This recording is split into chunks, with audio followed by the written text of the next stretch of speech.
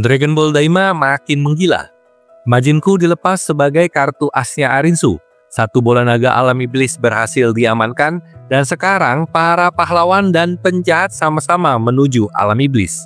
Semua konflik mulai memanas, bikin kita nggak sabar nunggu apa yang bakal terjadi berikutnya.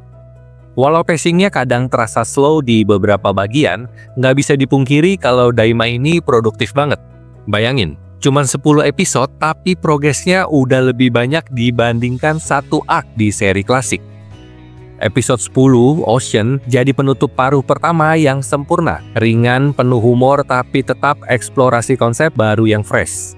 Ini bukan sekedar fanservice nostalgia, Daima bawa identitasnya sendiri dengan gaya yang segar, tapi tetap bikin kita merasa familiar dengan dunia Dragon Ball. Dengan konflik yang makin memuncak dan aksi seru yang nggak pernah kendor, Daima sukses membuktikan kalau franchise ini masih punya banyak cerita seru untuk ditawarkan. Beneran gak sabar nunggu babak berikutnya.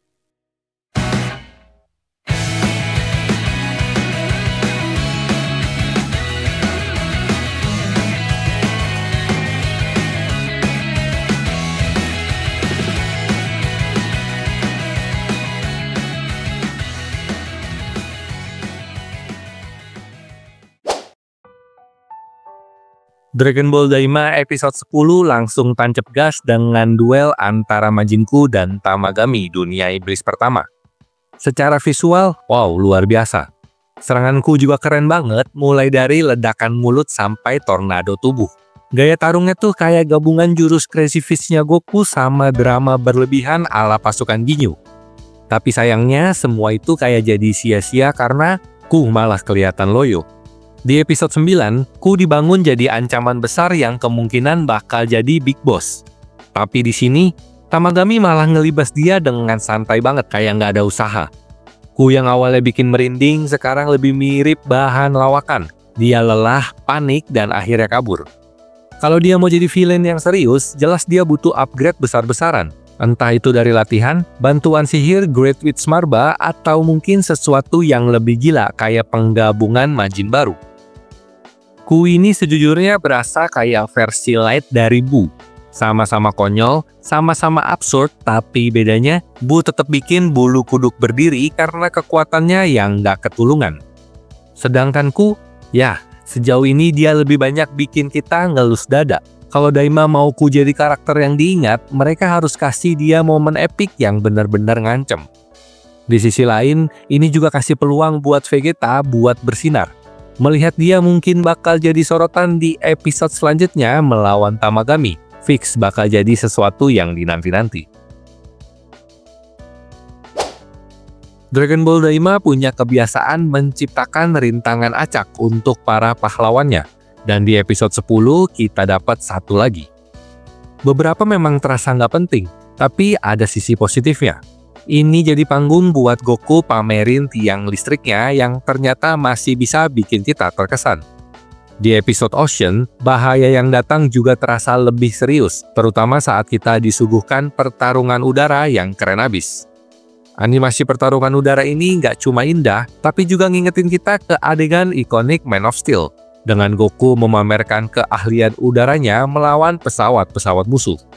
Masalah besar yang dihadapi Goku, Glorio, dan Panzi kali ini, pesawat. Yap, masalah pesawat ternyata jadi momok yang mengejutkan di Daima. Setelah nyaris berhasil menyelamatkan kapal dari kehancuran, Goku harus berhadapan dengan monster laut raksasa yang nggak segan-segan menghancurkannya. Tapi, ada perbedaan besar di sini. Nggak seperti episode sebelumnya yang bikin masalah pesawat terasa melelahkan, Ocean dengan cerdas menyulap kehancuran kapal ini jadi sumber ketegangan baru, bukan sekedar gangguan. Hasilnya, rintangan yang awalnya terlihat asal-asalan malah jadi elemen cerita yang menyenangkan. Episode ini nggak cuma berhasil bikin kita terhibur, tapi juga ngasih ruang buat Goku untuk terus bersinar di medan yang nggak biasa.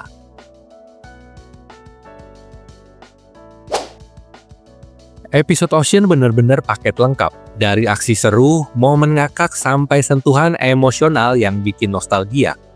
Tim Goku akhirnya masuk ke dunia iblis kedua dan reuni sama kelompok Vegeta. Gila, ini kayak reuni keluarga yang kacau tapi seru banget. Ada Goku yang sibuk pantomim rekap cerita, Vegeta yang stres sampai urat lehernya keluar, Piccolo yang kalem meditasi kayak nggak peduli, dan Bulma, ya dia santai aja sambil fokus skincare. Eksplorasi ke alam iblis tuh keren banget. Dunia iblis kedua nggak cuma beda secara visual, warnanya lebih gelap tapi keren.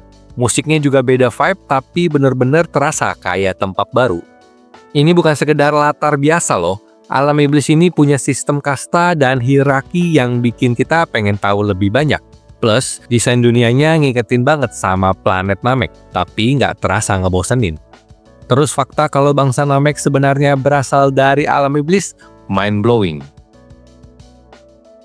Yang bikin makin asik, Piccolo dapat momen spesial di episode ini.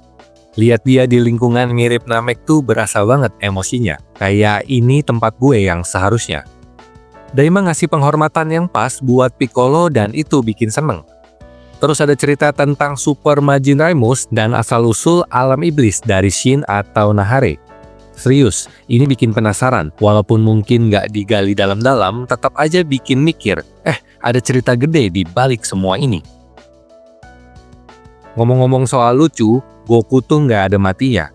Usahanya yang seenaknya buat nge-skip cerita asal-usul Shin kocak banget. Dan hubungan Bulma sama Shin juga bikin senyum-senyum sendiri. Ada vibe unik di antara mereka, semoga aja Daima bakal ngembangin ini lebih jauh. Secara keseluruhan episode ini tuh asik banget. Aksinya keren, humornya pas, dan ceritanya makin menarik. Daima nggak cuma bikin penonton puas, tapi juga pinter nyelipin misteri kecil yang bikin penasaran. Kalau awalnya aja udah sekeren ini, gimana babak keduanya nanti?